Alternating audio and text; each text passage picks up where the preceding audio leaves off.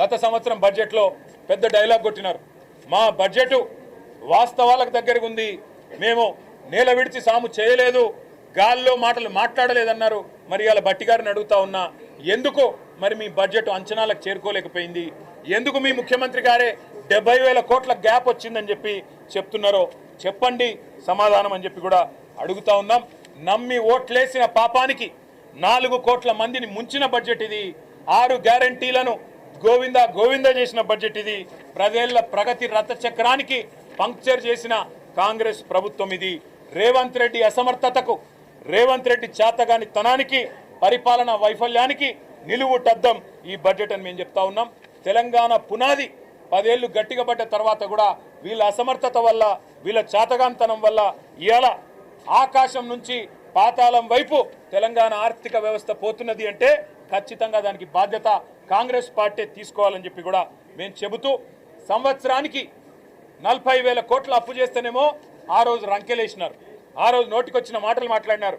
ఈరోజు ఒక్క సంవత్సరంలో ఆనాడు కేసీఆర్ గారు సంవత్సరానికి 40,000 కోట్ల అప్పు చేస్తే ఒక్క సంవత్సరంలో దానికి 4 రెట్లు 1,60,000 కోట్ల అప్పు చేసి ఒక్క కొత్త ప్రాజెక్టు కూడా, ఒక్క గ్యారంటీ కూడా అమలు చేయకుండా, ఒక్క కొత్త ప్రాజెక్టు కూడా కనీసం ఇటుక కూడా పేర్చకుండా ఈరోజు ఇంత పెద్ద ఎత్తున అప్పు చేసి మళ్ళీ లక్షల కోట్ల అప్పుకు టార్గెట్ పెట్టినట్టుగా కనబడతా ఉన్నది మరి ఈ రాష్ట్ర ప్రభుత్వం.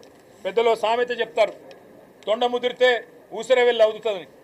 తొండ ముదిరితే ఊసరవెల్లి అవుతుందట, కానీ ఊసరవెల్లి ముదిరితే రేవంత్ రెడ్డి అవుతాడని ఇవాళ అర్థమైంది మాకు ఈ బడ్జెట్ చూసిన తర్వాత. అందుకే గ్యారంటీగా చెప్తున్నాం, కాంగ్రెస్ ఉన్నది అంటేనే కరెంటు ఉండదు, కాంగ్రెస్ అంటేనే కరోనా వైరస్ కంటే ప్రమాదం. ఈరోజు ఈ బడ్జెట్ చూస్తే అదే అర్థమవుతున్నది. సంక్షేమానికి సమాధి, అభివృద్ధికి అడ్రస్ గల్లెంతు, ప్రజలకిచ్చిన గ్యారంటీలకు గోరిగట్టి, పార్టీ కార్యకర్తలకు మాత్రం పప్పు బెల్లాల్లాగా ఏదో వీళ్ళు అబ్బసొత్తు అన్నట్టు 6,000 కోట్లు పంచిపెడతారట. 6,000 కోట్లు ఎవడి అబ్బసొత్తు? తెలంగాణ ప్రజల సొత్తు.